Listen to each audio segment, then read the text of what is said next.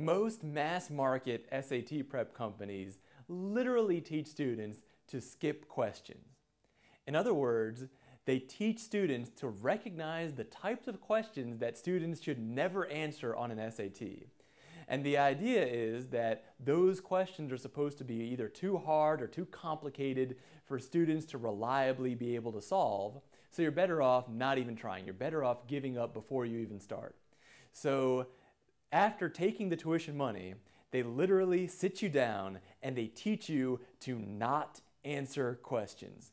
Obviously, I think that's ridiculous, and in today's video, I'm going to show you how to answer specific questions that other companies, other mass market companies have told students of mine to skip, and I'm going to show you how those questions can be solved using a few simple steps of algebra.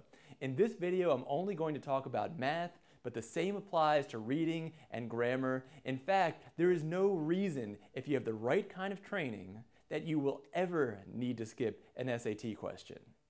The first problem we're doing is out of the official SAT Study Guide, 2nd edition.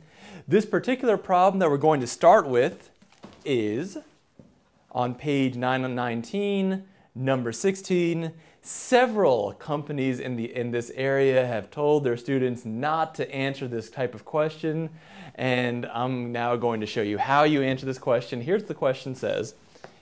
You can take a look at that. It says, if xy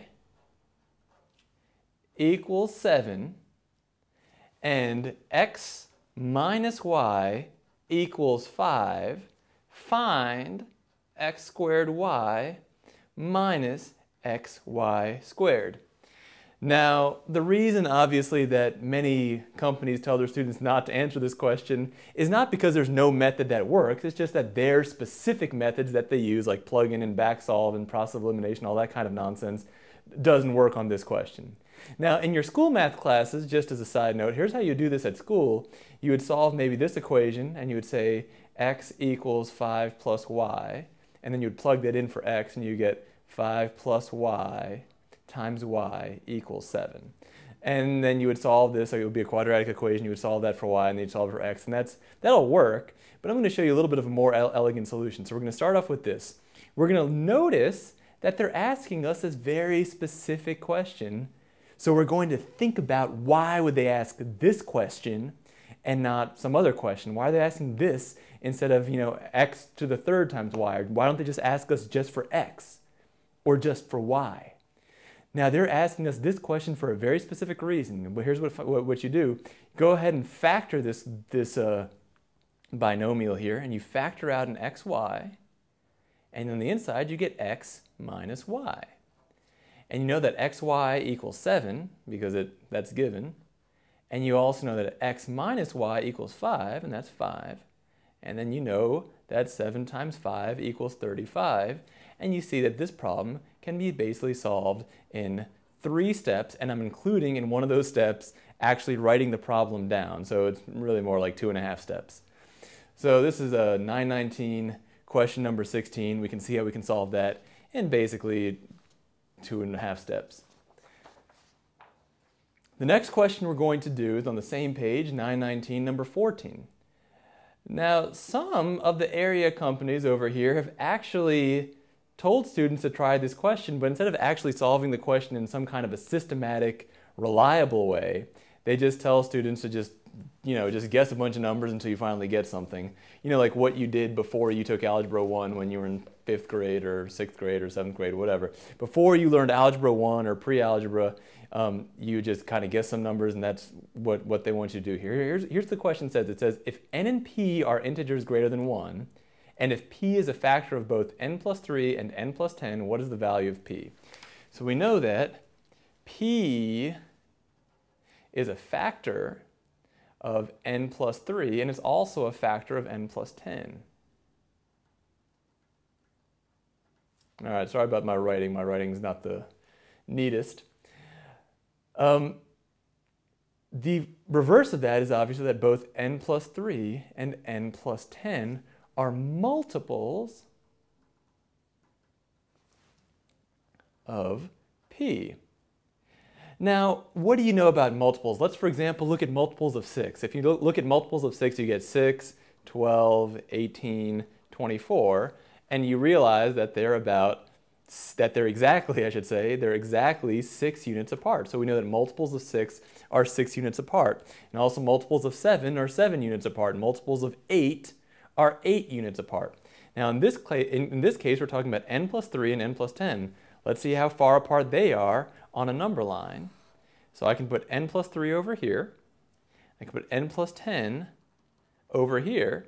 And if you look at the distance between them, it is 7 units.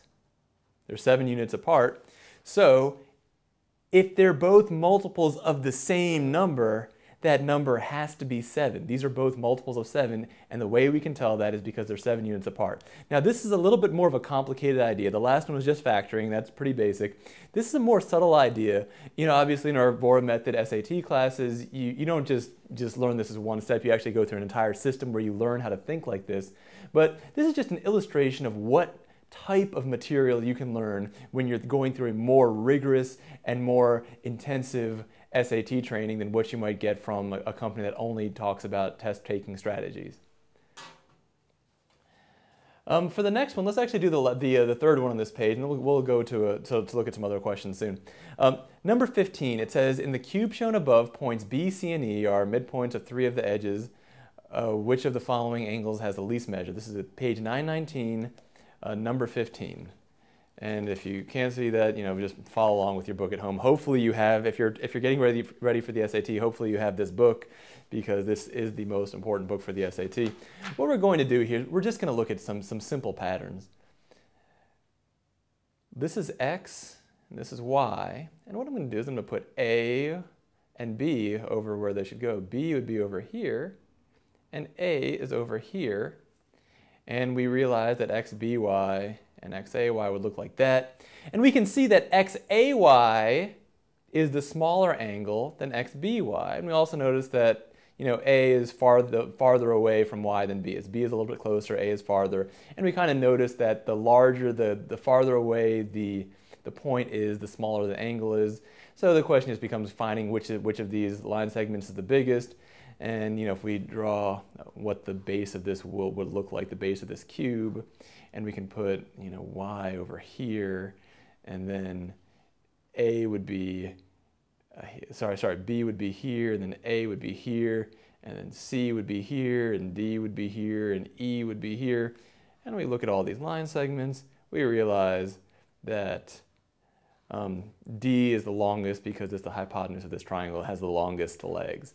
So that's a question that's more just a kind of a visual, spatial, figuring out a pattern type of question. But again, we see it's completely doable in a very systematic way. There's no need for process of elimination.